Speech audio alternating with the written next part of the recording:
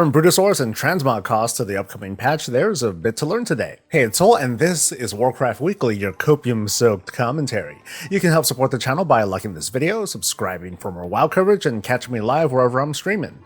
Now, let's talk a bit about the Gilded Brutosaur first, and specifically a tried and true and time-consuming way to get it. The chatter about the Brutosaur has gone down considerably since its announcement last week, but there's still plenty of grumbling over the business practice and the ethics.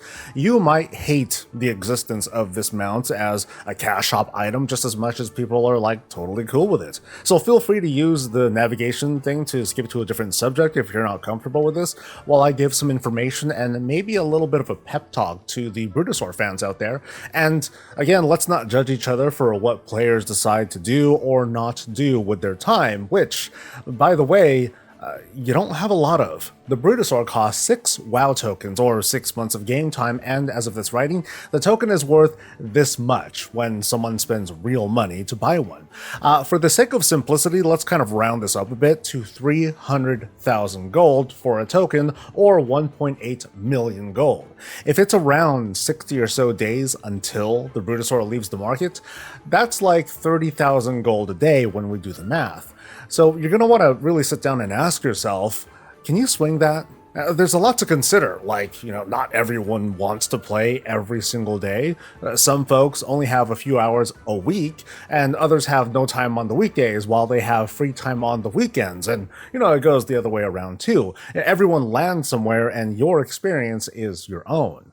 The other day, I ran a little experiment to provide to you folks just a small talking point. I'm not trying to prove anything or flex. What I'm going to share with you is not even cold hard math, it's just a takeaway to help you decide if this mount is worth going for. There are plenty of ways to make gold, but I decided to take on the most basic method of gold making in World of Warcraft, gathering, to see where they would go. Gathering is very accessible to WoW players, and also it's a gameplay choice. Lots of us play this game to beat up bad guys or fellow players and get achievements and dress up all pretty. Professions, and especially gathering, it's an opportunity cost. It means you're not doing any of those other endgame combat dress-up things. You're doing some hard video game labor. Not everyone wants their video game to feel like a job, not even in a role-playing game where part of that roleplay in a persistent world with an economy is actual mining and picking up herbs. So in this example, between the skills I already had as a miner and an herbalist, and my Sky Golem mount, and my very optimal race class combo for resource gathering and the add-ons I did and did not use, I'd like to tell myself that for 1 hour, I played the role of a studious gatherer, but not exactly a great or a very efficient gatherer. And when that hour was up, I did a rough count, and my haul totaled out to 20,000 gold in value. Now, a few weeks ago, this could have been a lot higher with some expensive nullstones and other materials. At the moment, not as much. And regarding the value of these goods, in a 60-day period, of course, things can change. The price of endpoint goods that required raw materials, that could shift. Prices can fluctuate from sudden over or undersupply. But for the sake of argument, let's just stick to this, 20,000 gold farmed up in 1 hour. I said earlier, based on calculations, one would need 30,000 gold per day over the next 60 days to get this mount. And I demonstrated a gatherer could potentially earn about 20,000 an hour. So the crappy math suggests 1.5 hours of gathering a day for the next 60 days. And that's going to get you the mount, but obviously that's pretty unrealistic. Some days could be better than others, and not everyone wants to log on every single day. The value of the token, of course, could change. I'm not even calculating based on an actual value, and that could be good or bad. And of course, some people, they want to continue doing their own things, go through their normal routine. And then sometimes a rare drop might appear for a big windfall, or you can, compare this 20,000 worth of gathering an hour to other things like, selling crafting orders in trade chat, or other farming you do, selling carries, and so on and so forth. But I just wanted to leave you with this number so you can kind of decide for yourself, is this Brutosaur worth going for? And now I want to talk about Transmog and inflation, because with this expansion, we're hitting some milestones. One is that we're getting way more Transmog options than we've had in recent memory. Appearances come from all walks of life in this game, from the regular acquisition of new gear to like stuff that's on the reputation or the renown track, to rare collectibles found inside delves and achievements we've earned, and the trading post, and one holiday after another, and even buying candy and snacks for codes, and of course the in-game shop. Our collections grow with nearly every patch, so why is it that I can swap from like one mount to the next and change pets and titles and even our character's body appearance with no issue or even cost, but Transmog costs up to 1,000 gold to change? With few exceptions and barring item level squishes, Transmog costs are based on the item level of gear, meaning Transmog costs increase with patches. That ensemble we decided to get from the trading post went for as much as the mount we decided to not get, only with the not so hidden but ever-present cost of gold on top of it to show it off, until we don't want to show it off and sport a different look, which comes at another cost. And if we want to go back to that appearance again, well, sure, we have to pay up again. Transmog has been a thing since Cataclysm, like over 10 years. We've had this cost, or fee, or gold sink, or attack, whatever you want to call it. And we've been okay with it. Maybe we didn't notice, maybe we had some begrudging acceptance of it. Now, the copium in me says, it's one of those okay gold sinks. It's a choice luxury. It's a necessary off-ramp for WoW gold when there's already so much being generated. And I know how to make gold. Like, I easily blow like 50 to maybe 100 grand a month just changing Transmog for the heck of it. And that's definitely not everyone. But seeing the cost break 1,000 gold just the other day, it honestly kind of triggered me. It was like a dam breaking, and now I can identify these little comparisons to write a new narrative. Now, of course, you might not agree, but this is my pitch to try and convince you folks at home or wherever that Transmog costs are just getting out of hand. They're way too high. In a world of Warcraft where there are so many opportunities for appearances to earn, some of them just dropping into our laps, to kind of this point where showing off our collections and transmogs feels like we're encouraged to do it, I don't think a single player, regardless of what they do or how long they've been playing or how much gold they have, they shouldn't feel like changing their transmog is a choice to make because they might be strapped for gold or they might be saving for a Brutosaur. We've always been able to swap out our mounts and pets and titles with no friction. The barbershop replaced character customization, it expanded to change male and female body types, and it had its cost start from real money once upon a time to like nothing now. We're also getting new appearances coming in on a constant basis from the trading post and, again, virtually every update, and more Mog is easier to unlock regardless of armor type or class. Like, imagine if Mountain Up defaulted to only like one mount, our racial mount, right? And then to change that mount assignment, we had to pay like 1,000 gold to be able to get access to like our hundreds of mounts. That'd be ridiculous, right? Tons of people would just never change their mounts, and that's the point I'm trying to make. The rising costs, they threaten to suppress our wanting to change our look and look kind of cool. Now, I'm not suggesting transmog costs go away entirely. I do believe that gold sinks are a healthy part of the game where it's reasonable, but I do think we should do what we can to get Blizzard's attention on the subject and to rethink the player flow of how we should interact with transmog. So if there's going to be any takeaway from this video, it's that transmog costs are getting out of hand and we should get Blizzard to take a fresh look at this. Now, of course, me being me, I have an idea of how we can change up the transmog game a bit so that, one, more casual folk will find changing appearances much more affordable and accessible, while two, maintaining that gold sink feeling towards a narrower audience, but also make them, that audience, make them feel like they're getting something out of it. It starts off very simple. Transmog, as we know it, will just have the cost of it slashed and capped. Very important. Whatever the numbers are, because that would derail the conversation, by the time a character exits Chromie time, so 10 levels below the max level, that transmog cost will be a fraction of what it is now, and it's never going to go any higher, not even when more expansions are launched. So a low barrier of entry that'll have players engaged with their collections more without much of a second thought. Maybe get people who were less interested in the cost feel like, okay, I've been getting all this stuff anyway, might as well take a look and try some stuff on. Now, on top of this, we're going to introduce a new transmog feature. Now, this comes from the likes of Final Fantasy XIV and what they call glamour plates, where you have this template, which are like the outfits we can save on our transmog window right now. Changing this template or outfit, it would feel just like customizing our transmog on our character, but with some differences. When customizing our different outfits, the gold cost per slot is going to be higher. Now, let's not worry about exactly how much. It's just going to be higher than normal. But here's the cool part. While it costs gold to customize these outfit template things, switching between them, because you're going to have multiples of these just like you have now, they're not going to cost anything. So once you're set up and you set up all these different outfits, there's no need to visit a transmog NPC to alternate between these outfits you've set up. You simply choose an outfit and with a click, it just changes. So here's how the flow would work in game. Like, let's say you're in town, right? You're walking around town and you feel like changing your weapon's appearance. Like your look, the rest of your look is fine, but you just want to change your weapon. So cool. You go to the transmog vendor and you change it just like you can now, and it's going to be a lot cheaper than what it is now. But then you're like, nah, you don't like the look of the weapon, so you want to go back to your previous look, which happens to be the outfit that you were just wearing. So without needing to talk to an NPC this time, you just use the pull down and change your outfit back to what you had before. It costs nothing, it just happens, right?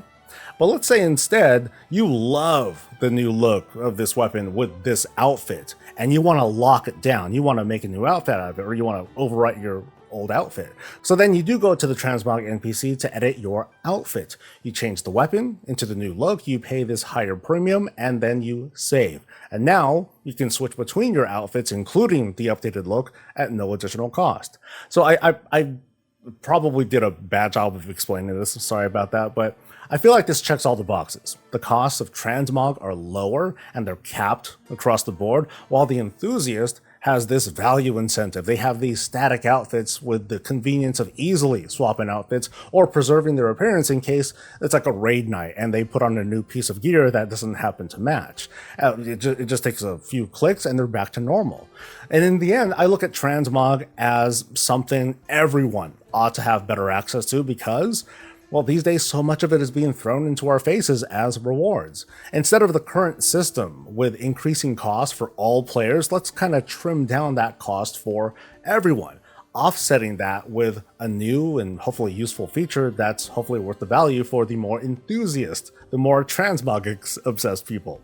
And maybe this sounds weird following my comment on the new Brutosaur mount, which I feel is very cool, but is more of a kind of a luxury, but now the floor is yours to share your thoughts. This week, 11.0.7 revealed itself with activities to suit most everyone's appetite. There's a new mini zone for catch-up gear, new cosmetics, and a powerful ring, not unlike the Onyx Amulet from Dragonflight. Plunderstorm is returning with a new round of cosmetics, Turbulent Timeways is also coming back, there's more story to lead us to Season 2 and 11.1 and more, and we'll go over a few highlights. But first, I want to point out, this patch might be closer than most of us thought. Screenshots are suspiciously talking about Winter Veil as an upcoming event. The Feast of Winter Veil begins December 17th, one day before European realms are up, and it would be kind of weird for them to see that particular screen. Meanwhile, Quest in the New Zone, they also award anniversary currency. So I'm going to take a stab at it. I think 11.07 might come as soon as December 10th, at the latest the 17th. At first glance, the patch already looks pretty far along, with a few features and number tweaking to be done as always, and we're unlikely to see the spoilers of the big story bits. I did a playthrough of the new mini-zone. I spent about an hour or so fiddling and figuring things out, and here's the very dirty and early preview of what to expect. There's going to be a short intro questline that'll introduce you to the island, where you'll discover the new snazzy ring I mentioned earlier, and then you're kind of cut loose. Gamers have pointed out the zone was an island expedition cut from Battle for Azeroth, which kind of tracks, because the place has a Mechagon vibe with goblins and mechagnomes present, but also other races and characters showed up too to make this like one big violent party. And like Mechagon and Forbidden Reach, there's a round of events and rares and stuff to be found. I went kind of in a straight line with this footage. I was just taking care of whatever meta quests I saw in Rare Elites. Rare Elites, by the way, are summoned by throwing currency into a voting UI, and when it's maxed out, the event appears, and players have 3 minutes to get there before engaging this Rare Elite. Flying is restricted, which sounds bad by principle, I'm not going to argue with that, but the island is also much smaller than Forbidden Reach, it's more like the size of Mechagon. The density though is pretty high, between mobs and events to discover, there's meta quests and plenty of bad guys to fight. There's also a zone-specific currency. It's currently not tradable across the warband, and it really ought to be, because that's what gets us to purchase and probably upgrade our special ring. The main purpose I'm seeing for this iron currency is to buy easy catch-up gear, as if catch-ups weren't already easy enough to get. It's all veteran warbound stuff, so you can straight up buy what you want and send it to your desired characters. My early impressions of it are pretty good. It's not as big of a scope as Forbidden Reach, which makes everything more accessible, and there's like fewer of everything, so it's much easier to complete. There's still a lot to do here for like collections and helping alts, but when you're done, you're done, if you want to be. For me, the jury is still out on the ring. It appears easy to power up, and the gems can be bought with zone currency, but I don't have enough information, at least not yet. My perspective on these early previews is always going to be skewed by me being a fully geared tank going into these, but it also feels like when soloing these encounters, the mobs didn't have quite as much. They weren't quite as spongy as the rare elites in Forbidden Reach and Zeralite Caverns during Dragonflight. This could always change before launch, of course. That's enough zone stuff for now. I'm going to have a how-to guide as we get closer to the patch going live, but let's talk about the other stuff we've learned, like profession respecs becoming a thing in the patch. Meanwhile, I'm going to post a gallery of new models Wowhead data mined. Not all of it has context or have clear indicators they'll actually be like implemented during the patch, and I'll label things as we go. So anyway, profession respecs. Now, I haven't found out how to do it in the PTR, but it's announced, so it's coming. But in what form? Since Dragonflight, we've gone back and forth with folks over the pros and cons of respecs. Now, I do think that folks should be able to undo their mistakes if they like fat-fingered, or if they read something incorrectly, or if they just want to really quickly see how points will affect their final crafting results, and then they want to go back and try something else. But going as far as like specking out of full armor smithing and then going into weapon smithing instead, I think that's a bridge too far. For the game's big crafters who have multiple alts, the fees for respecs would just be the cost of doing business, and this would simply let them optimize even more easily. Meanwhile, more casual folks would be out trying to meta chase the profession game, and unfortunately they're likely to come away from that disappointed. What's also odd is this feature being brought in the 0.7 patch, although I don't know when a good time it would be. My immediate reaction though was, okay, I'm going to prepare for whatever penalties or costs that come, but I'm going to closely study the Season 2 changes to professions, and then respec my professions to best respond to that. I'm not going to be alone on this either, so I'm worried we'll be overrun with saturated markets of whatever the heck's trending, far more than what we're experiencing now.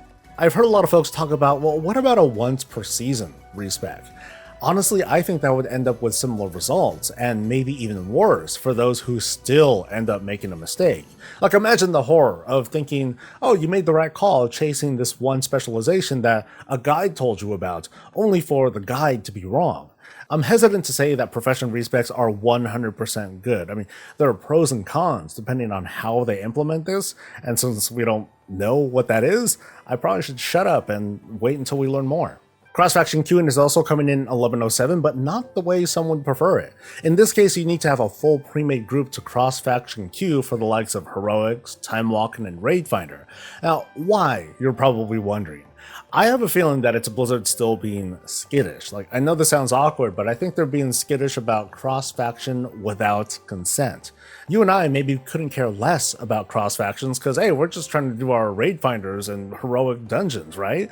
But some do care. And I've definitely seen people very emotionally attached to not just their factions, but their faction rivalries. And unfortunately, the normal follow-up suggestion, which is to like have a separate queue for people okay and not okay with cross-faction random queues, I think that would backfire real quick. Because if there was a toggle and the majority of players opted into cross-faction queuing, we would still have two unevenly sized queues, only instead of Horde and Alliance, it would be cross-faction and not cross-faction. It wouldn't be surprising if the audience who doesn't want cross-faction is impacted even more. It's kind of like punishing those people for staying in character as they have been for this many years. And that's hardly fair, I think. So yeah, like what's happening in level 7 is just a step, one step in that direction. Maybe the next step is having the game trick everyone into thinking they're part of, each other's faction. I have a very strong feeling, though, that eventually the story itself will take us, the champions of Azeroth, and it'll kind of divorce us from the smaller, the lesser faction politics without necessarily dissolving the factions or ending all possible conflict. Racial abilities are also getting a look in a way that I don't think we've ever seen before. Apparently, these races are seeing less representation, and thanks to the freewheeling of cross-faction grouping, performance-minded players are being encouraged to maybe take up different options. It's still surprising that they're going for throughput adjustments as opposed to like non-combat or quality of life uniqueness.